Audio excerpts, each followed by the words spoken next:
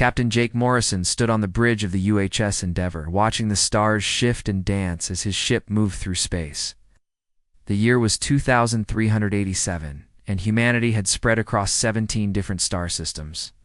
They used special gates that could bend space and time, allowing ships to jump from one system to another in just a few hours instead of years. Jake had been exploring the outer edges of human space for 3 years now. His ship carried 43 crew members, all of them experts in their fields. They were looking for new worlds where humans could build colonies. They were also searching for signs of alien life. Dr. Lisa Grant, his chief science officer, walked up to him with a worried look on her face. She held a tablet in her hands, and the screen showed strange energy readings. "Captain, you need to see this," she said. "I've been monitoring signals from a system we've never seen before. His computer calls it Kepler 442, but there's something very strange about it." Jake took the tablet and looked at the readings. The numbers didn't make sense to him, but he could see that Lisa was concerned. She had been studying space energy for 15 years, and she rarely got excited about anything. "What makes it strange?" he asked. "The energy patterns are unlike anything we've ever recorded. They're too organized, too perfect. Natural phenomena don't create patterns like this. Something artificial is generating these signals." Jake nodded. This was exactly the kind of discovery they were hoping to make. "How far away is this system?" "About 6 days through normal space, or we could use the quantum jump. If we plot a course carefully, the system appears to have a red giant star that's much older than it should be." "Set course for Kepler 442, Jake ordered. "But keep our weapons ready. We don't know what we might find there." The jump took 12 hours to prepare. The ships. Engineer Pete Collins made sure all systems were working perfectly. Pete was a short man with graying hair who had been fixing spaceships since he was 18 years old. He knew every bolt and wire on the Endeavour. Dr. Amy Watson, their xenobiologist, spent the travel time preparing her equipment. Amy was young, only 28, but she had studied alien life forms her entire career. So far, humanity had found bacteria and simple plants on other worlds, but never anything intelligent. Amy dreamed of being the first person to meet a real alien. When they arrived at Kepler 442, everyone on the bridge fell silent. In front of them was something no human had ever seen before. A massive structure orbited around a dying red giant star. The structure was black and silver, shaped like a flower with 12 petals. Each petal was the size of a small moon. "My God," whispered Jake. "How big is that thing?" "8." Lisa checked her instruments. "It's roughly the size of Earth's moon, but it's clearly artificial. The materials don't match anything in our databases. And Captain, look at the star." Jake turned his attention to the red giant. Thin streams of energy were flowing from the star into crystal-like collectors attached to the alien structure. The star was being drained of its energy like water flowing through a straw. "Someone is harvesting that star," Amy said in amazement. "But who? And why?" "Let's find out," Jake replied. "Pete, Amy, get ready for an away mission." "Lisa, I want full scans of that structure. Look for any signs of life or activity." Pete and Amy prepared the shuttle while Lisa ran her scans. The results were puzzling. The structure showed signs of advanced technology, but no life forms were detected. However, there were areas inside the structure that their scanners couldn't penetrate. "It's like the walls are made of something that blocks our sensors," Lisa explained. "We won't know what's inside until someone goes in there." The away team consisted of Pete, Amy, and 2 security officers named Carl and Steve. They approached the alien structure carefully, looking for a way inside. After circling it twice, they found what appeared to be a docking bay. "This is incredible," Amy said over the radio. "The docking bay is adjusting itself to fit our shuttle. It's like the structure knows we're here." Once inside, the team found themselves in corridors that seemed to stretch forever. The walls were smooth and black, with silver lines running through them like veins. Soft blue light came from nowhere and everywhere at once. "How the corridors are changing," Pete reported. "I swear that hallway wasn't there a minute ago." As they explored deeper into the structure, they discovered rooms filled with strange technology. Panels and screens covered the walls, but they didn't have any buttons or controls that humans could recognize. When Amy reached out to touch one of the panels, it suddenly came to life. Images flashed across the screen. At first they looked like random patterns, but then Amy realized what she was seeing. "These are star maps," she said. "And there are thousands of them." The team continued exploring until they found a large circular room at the center of the structure. The walls of this room were covered with recordings. Hundreds of different alien species appeared on the screens, and they were all speaking at once. "Can you understand any of this?" Pete asked. Amy listened carefully. Most of the languages were completely unknown, but she began to notice patterns: fear, desperation, warnings. "They're asking for help," she said quietly. "All of them. They're begging someone to help them." As if responding to her words, the room suddenly became quiet. All the recordings stopped, except for one. A tall alien with 4 arms and crystalline. Features appeared on the largest screen.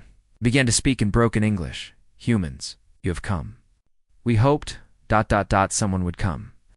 Jake, listening from the ship, felt his heart racing. "This is Captain Morrison of the human vessel Endeavor. Who are you?" "I am Keeper Zenth of the Veltar Coalition. I am, the last. The last of 3,000.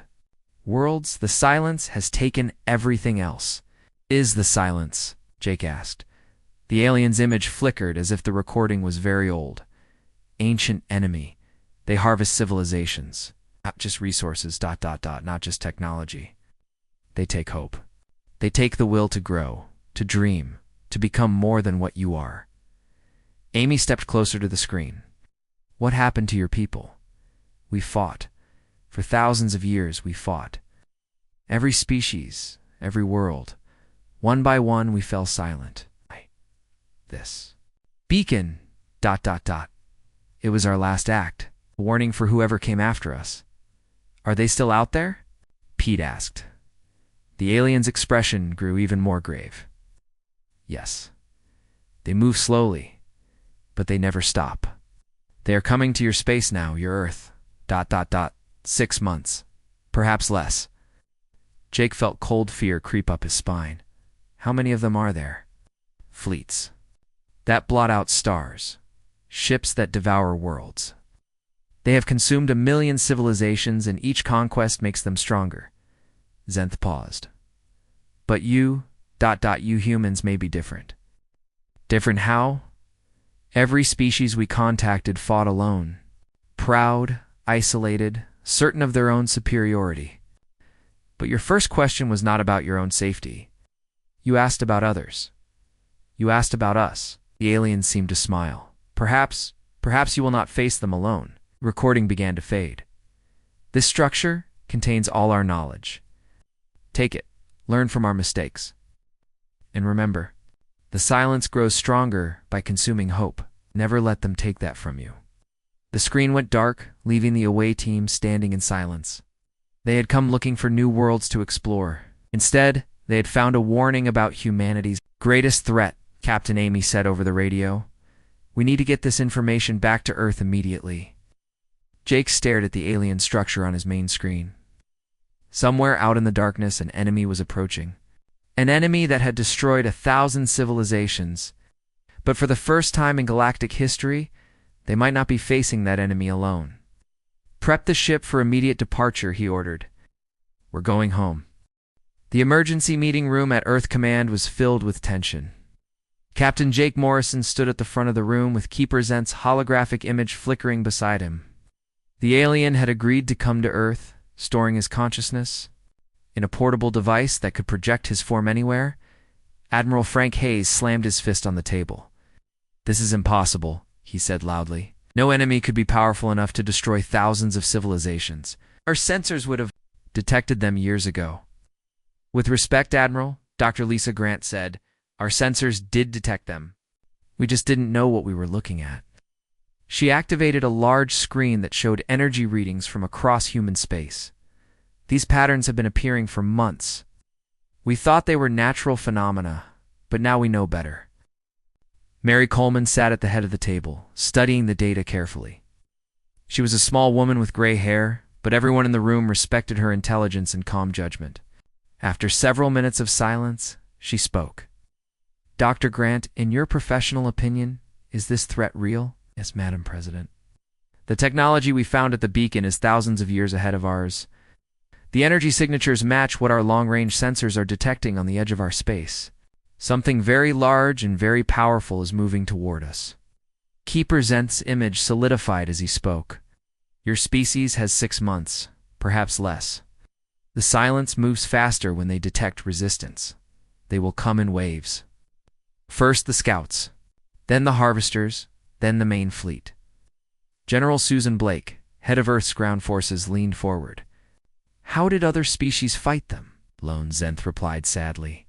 "Each civilization believed they were superior, that their technology could overcome any threat. They built walls around their worlds and waited for the enemy to come to them. Never worked." "What would work?" asked Commander Rick Turner, the youngest person in the room at 35 years old. Rick was in charge of humanity's small fleet of military ships.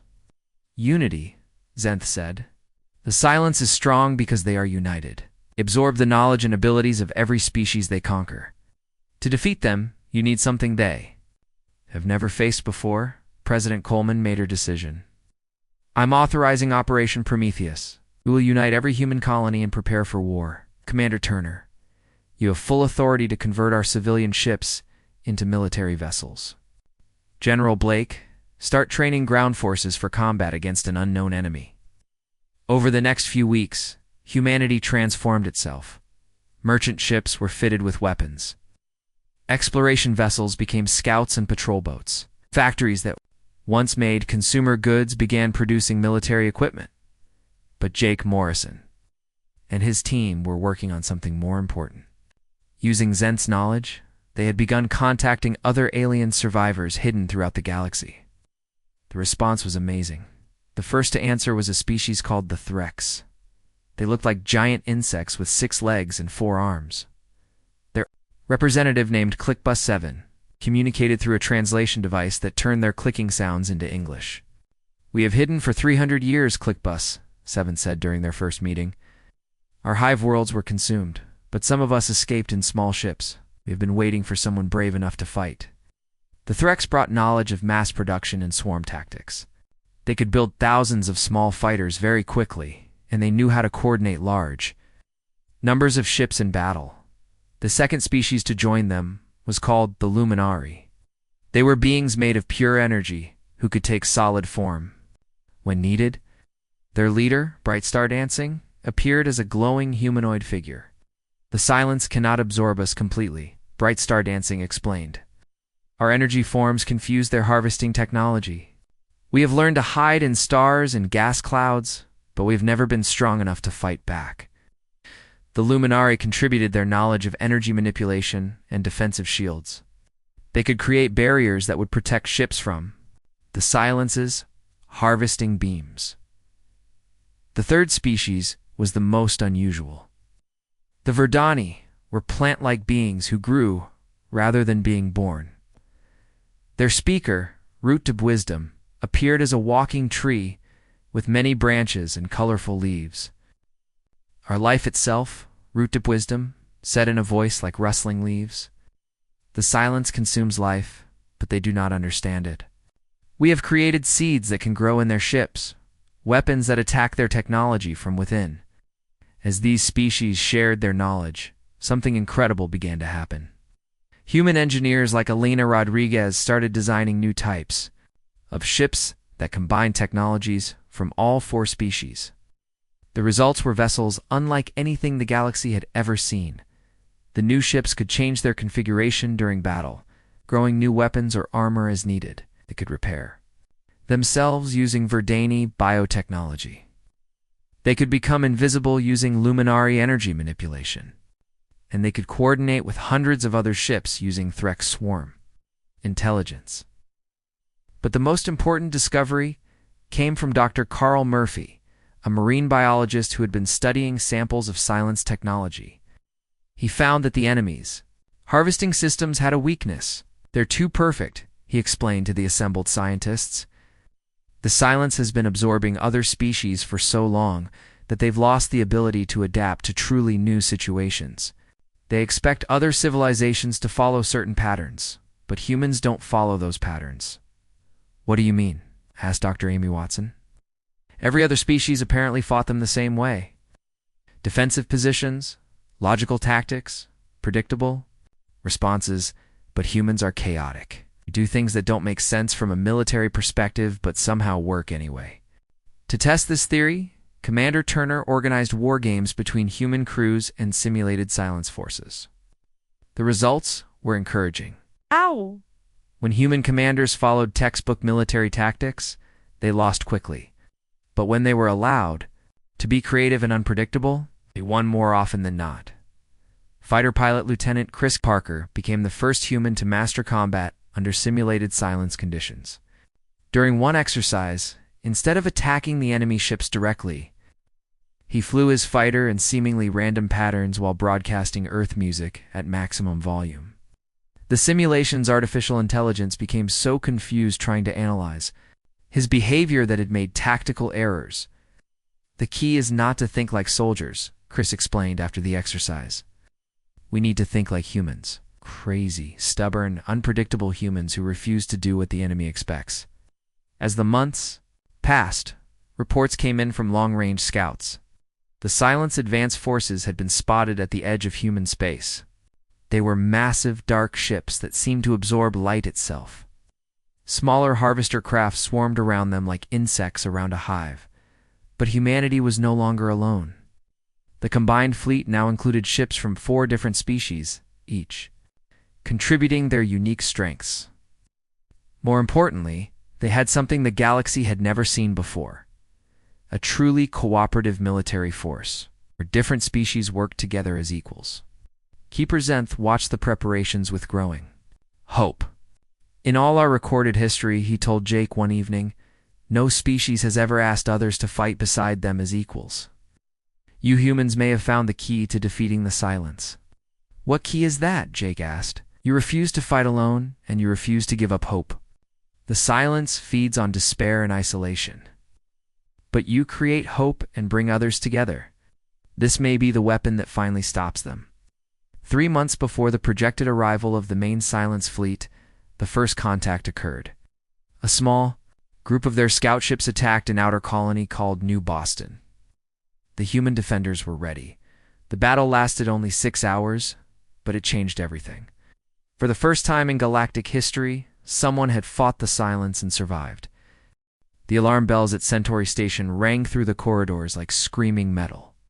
Commander Paul Mitchell ran to the command center, pulling on his uniform jacket as he moved. The station's sensors had detected something that made his blood run cold. Report, he ordered as he entered the bridge. Lieutenant Kelly Barnes looked up from her weapons console. Her face was pale. 12 ships approaching from deep space, sir. They matched the profiles we were given for Silence vessels. Paul stared at the main screen. The approaching ships looked like black holes with engines. They seemed to absorb all the light around them, creating dark spots against the stars. Around each large ship, smaller craft moved like angry wasps. How long until they reach us? Asked. 18 minutes at current speed, replied communications specialist Dan Foster. Paul nodded. Centauri Station was humanity's farthest military outpost, designed to give early warning of any threats. His fleet consisted of 12 ships, all equipped with the new hybrid technology developed from alien knowledge. Today would be the real test. Send the alert to Earth Command, Paul ordered. Tell them the Silence have arrived ahead of schedule. Then prepare all ships for combat. The human fleet moved to meet the enemy at the edge of the Centauri system.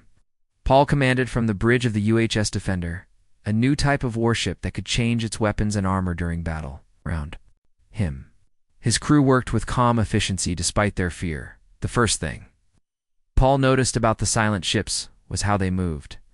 Unlike human vessels that flew in formation, the enemy ships seemed to flow like liquid through space.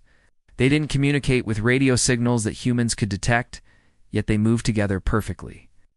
Enemy ships entering weapons range. Kelly reported they're charging some kind of energy weapons. All ships, open fire, Paul commanded. The battle began with a spectacular light show as human weapons struck the dark holes of the Silence vessels.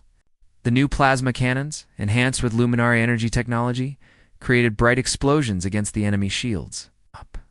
But the Silence ships absorbed the energy and kept coming. Then something strange happened. Paul felt a pressure in his mind, like someone trying to push thoughts into his head. The pressure grew stronger, and he began to feel hopeless and tired. Sir Dan Foster called out, "I'm losing contact with 3 of our ships. Their crews aren't responding to radio calls."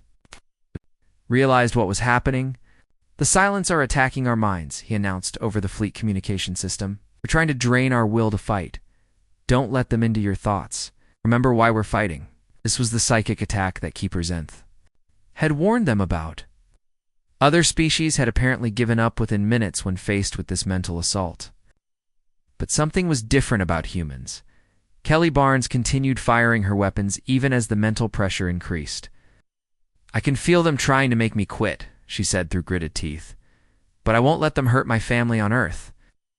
Foster maintained communication between the ships despite the interference. His voice became strained, but he never stopped talking to the other crews. "Stay strong, everyone. We're humans. We don't give up." The battle raged for 3 hours. 8 of the 12 human ships were destroyed, their crews finally overwhelmed by the psychic assault. But the remaining 4 ships achieved something remarkable. They managed to disable one of the Silence harvester craft. "The enemy ship is losing power," Kelly reported with excitement.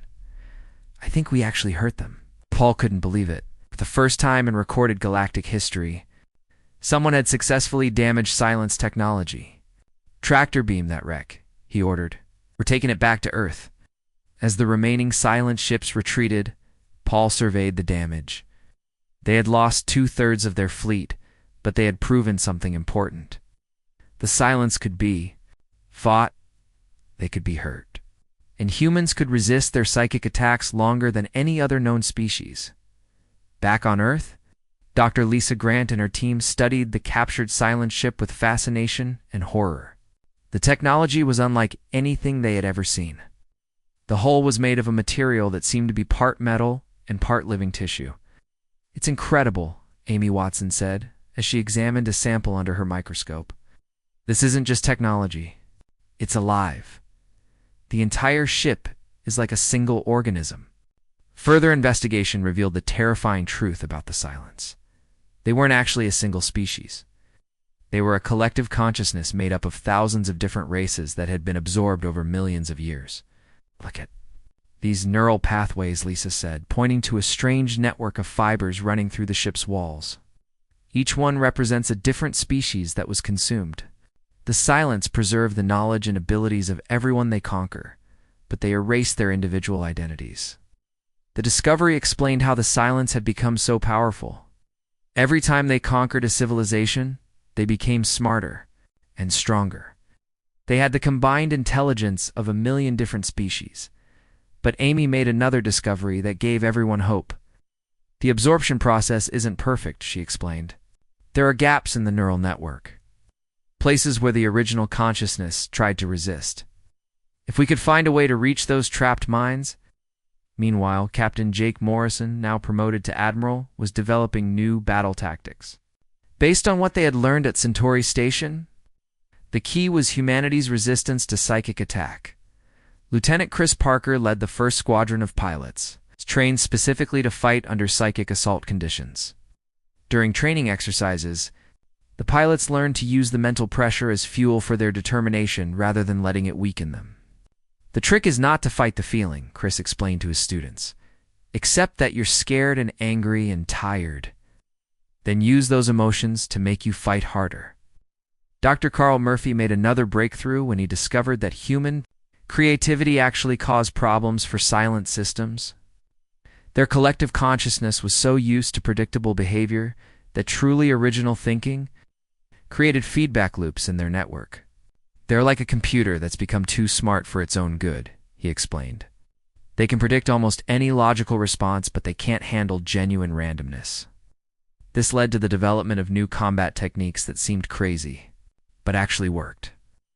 Pilots would attack in seemingly random patterns while broadcasting music or poetry.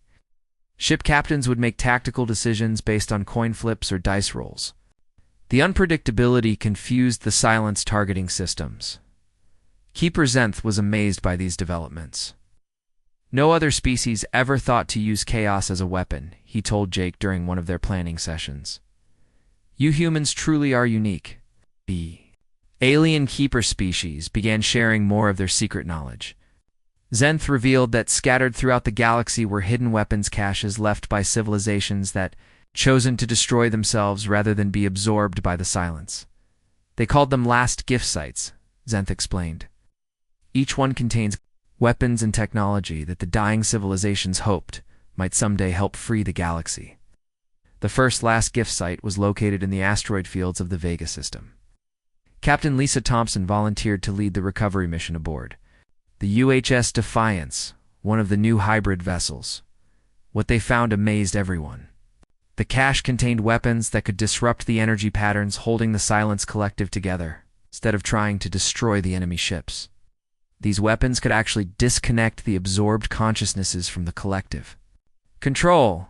It's like cutting the strings on a puppet, Lisa reported back to Earth. When we fire these weapons at a Silence ship, the individual minds inside start to remember who they used to be. The implications were staggering. They could free the absorbed minds instead of just destroying the ships. They might be able to turn the Silence's own strength against them, as reports came in of larger Silence fleets approaching human space. Admiral Morrison began planning humanity's first major offensive. It would use the liberation weapons to free as many absorbed minds as possible, hoping to create chaos within the enemy collective. The real war was about to begin. Admiral Jake Morrison stood on the bridge of the UHS Phoenix, watching the largest fleet in human history prepare for battle. 200 ships from 4 different species hung in space around him, each one equipped with the liberation weapons.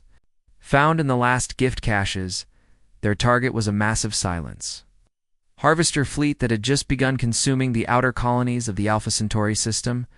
Millions of human colonists were trapped on 3 different planets as the enemy slowly drained the life from their worlds. All ships report ready, Admiral, said Captain Nina Hayes from her position at the communications console. Nina commanded. The experimental vessel, UHS Phoenix, which could change its entire structure during combat. She had become famous for making split-second decisions that confused enemy prediction systems.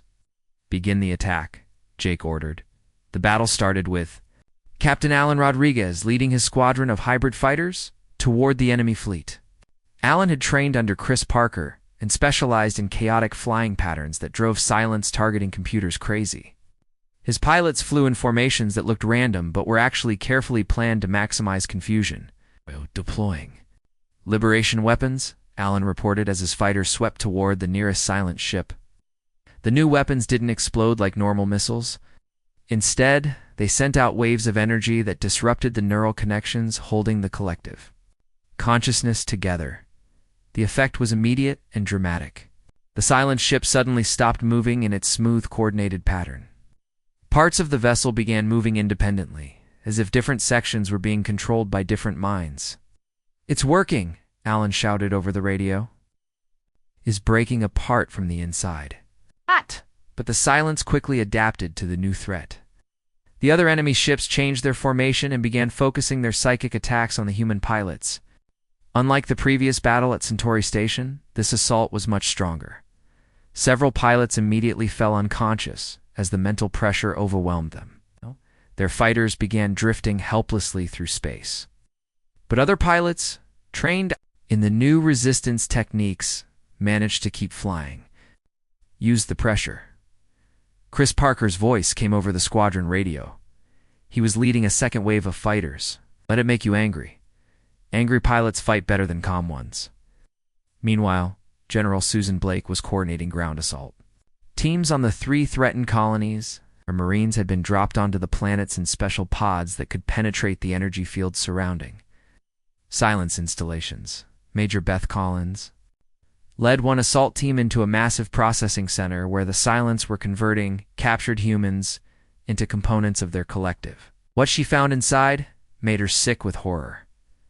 Thousands of colonists hung in transparent tubes filled with strange liquid. Cables ran from their heads to a central computer system. People were still alive, but their minds had been connected to the silence network. "We found the prisoners," Beth reported to General Blake. "They're connected to some kind of machine. I don't know how to free them without killing them." Dr. Amy Watson, monitoring from orbit, had an idea. The liberation weapons might work.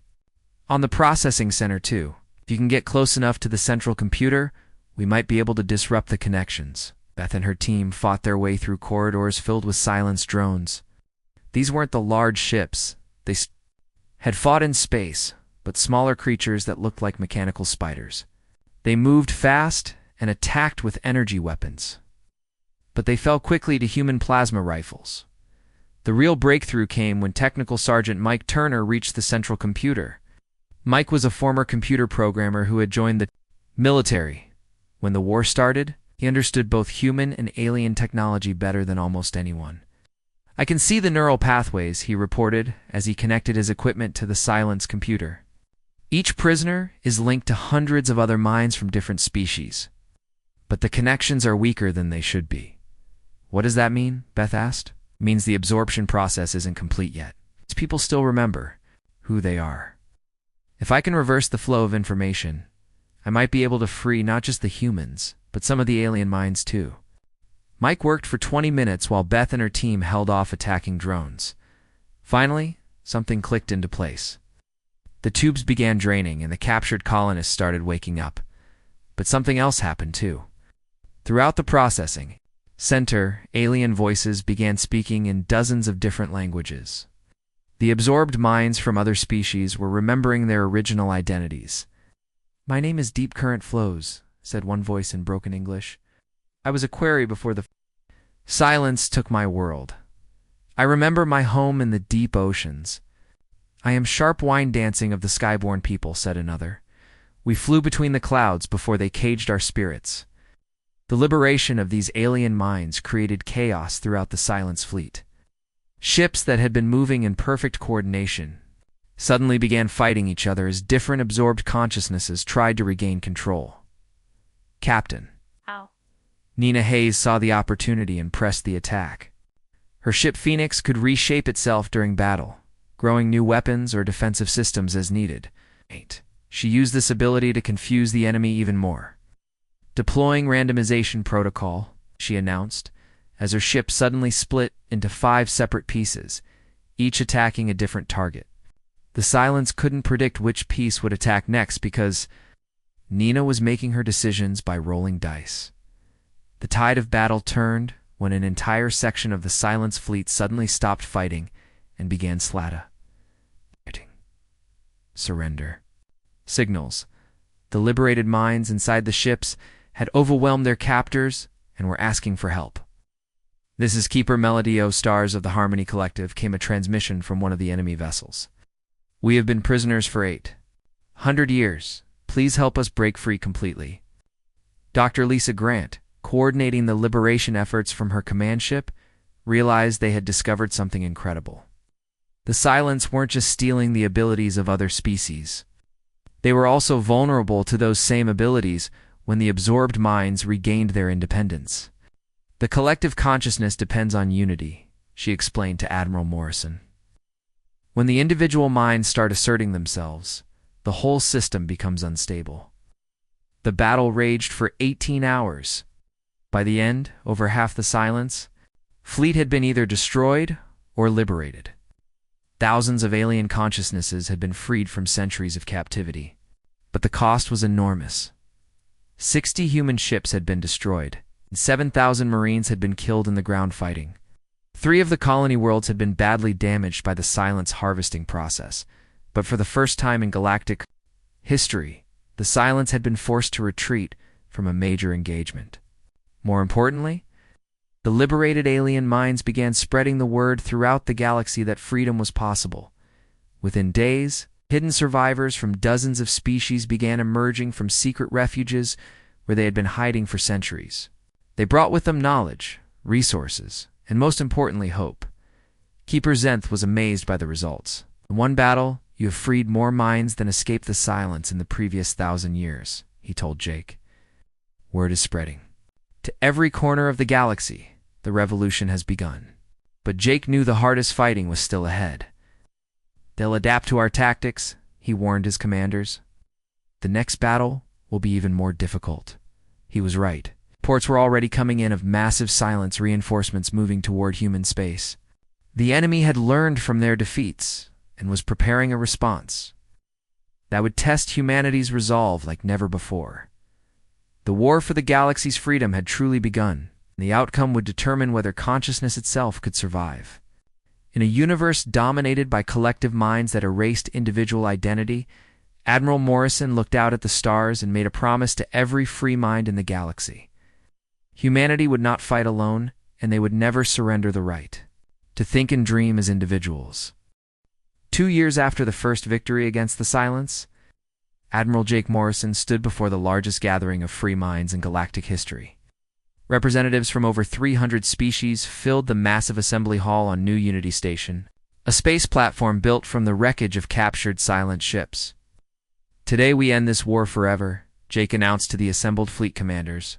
Behind him, a holographic display showed their target, the Silence Core, a massive structure at the center of the galaxy where the enemy collective consciousness had originated, millions of years ago.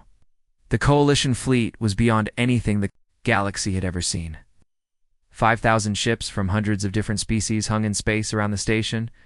Each vessel combined technologies that the Silence had thought impossible to merge.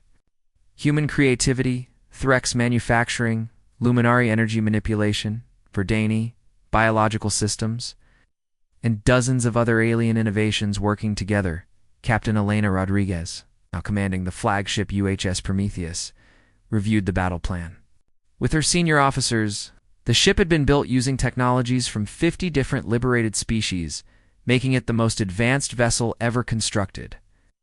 The core structure has 17 defensive layers, she explained to her crew. Layer represents a different civilization that was absorbed over the millennia. We'll need to break through all of them to reach the central consciousness matrix. Dr. Lisa Grant, serving as the Coalition's chief science officer, had spent months preparing their final weapon. It wasn't a bomb or a missile, but something far more dangerous to the Silence, a consciousness virus based on human creativity patterns. When we introduce this into their network, she explained, it won't destroy the collective. Instead, it will force every absorbed mind to remember its individual identity. The psychological shock should tear apart the very foundation of their unity. The approach to the core took 3 days. The structure was impossibly massive, larger than most star systems. It looked like a black flower made of metal and crystal, with petals that stretched for millions of miles. Energy streams flowed between the petals, carrying the thoughts and memories of billions of absorbed minds. The first defensive layer activated when the fleet was still 2 million miles away. Swarms of Silence fighters poured out of hidden bays, each one controlled by a different absorbed species. The Coalition fleet found itself fighting vessels designed by civilizations that had been conquered centuries. Godot Captain Alan Rodriguez led the fighter squadrons in the opening assault. His pilots had learned to use chaos and unpredictability as weapons, but the enemy had adapted too. The Silence fighters moved in patterns that seemed random but were actually designed to counter human tactics. They're learning from us, Alan reported over the radio. Every time we try something new, they copy it and use it against us. The space battle raged for hours as the Coalition fleet fought through layer after layer of defenses. Captain Nina. Hayes commanded a squadron of shape-shifting vessels that could transform during combat. Her ships became different weapons platforms every few minutes, keeping the enemy guessing about their capabilities. But the real breakthrough came from an unexpected source. Technical Sergeant Mike Turner, the computer expert who had first learned to free absorbed minds, discovered something important about the core structure. The entire thing is one giant brain, he reported from his position aboard a boarding ship. Every section is connected to every other section. If we can get the consciousness virus into just one part, it should spread throughout the entire network. General Susan Blake coordinated the ground assault teams that landed on the core surface. The structure was so large that it had its own gravity and atmosphere. Her marines found themselves fighting through cities built by long-dead civilizations, all of them preserved within the Silence Collective. Major. Beth Collins led one team through what appeared to be a reproduction of an ancient alien marketplace. The buildings were perfect copies of structures from a world that had been consumed 1,000 years ago. But instead of alien merchants, the streets were filled with silence drones, protecting the memories of the dead. It's like a museum, Beth reported. They're preserving everything they've absorbed, but without the life that made it meaningful. The hardest fighting took place in the memory storage sectors, where the silence kept the consciousness patterns of every absorbed species. Here the Coalition forces encountered something they hadn't expected: ghostly images of the original inhabitants. Tate, trapped in endless loops of their final moments. Dr. Amy Watson, now leading a team of liberation specialists, found a way to communicate with these trapped minds. They're still aware, she reported with amazement. After all these years, part of them is still fighting to be free. The Coalition forces pushed deeper into the core, fighting through 17 different defensive layers. Each layer was defended by a different absorbed civilization, using their own unique weapons and tactics. But the attackers had something the defenders lacked: the will to fight for freedom, rather than just following orders. Finally, Mike Turner and his technical team reached the central consciousness matrix. It was a spherical chamber the size of a small moon, filled with billions of neural connections that pulsed with the thoughts of the collective. "This is it," Mike announced, "the heart of the silence. Every absorbed mind in the galaxy is connected to this chamber." Dr. Grant's consciousness virus was stored in a device no larger than a briefcase. When Mike connected it to the central matrix, the effect was immediate and overwhelming. Across the entire core structure, absorbed minds began to remember who they had been before the silence took them. The chamber filled with voices, as billions of individual consciousnesses suddenly asserted their independence. Ancient alien languages mixed with the screams of the collective as it tried to maintain control, but the virus spread too quickly, carried by the same neural networks that had once maintained unity throughout the galaxy. Every silent ship and installation experienced the same liberation cascade. Absorbed minds that had been prisoners for millennia suddenly remembered their original identities. Instead of destroying their captors, many chose to forgive and try to help them remember their own lost selves. The silence entities themselves, freed from their compulsive need to absorb and control, began to remember what they had been before they became a collective. They had once been individual beings too, from a species so ancient that their original name was forgotten. As the collective consciousness fragmented and collapsed, something unexpected happened. Instead of chaos and destruction, the liberated minds began working together voluntarily. They started converting the silence infrastructure to peaceful purposes, creating a network that connected worlds instead of consuming them. Admiral Morrison watched the transformation from the bridge of the Prometheus. Across the galaxy, former silence installations were becoming centers of learning and cooperation.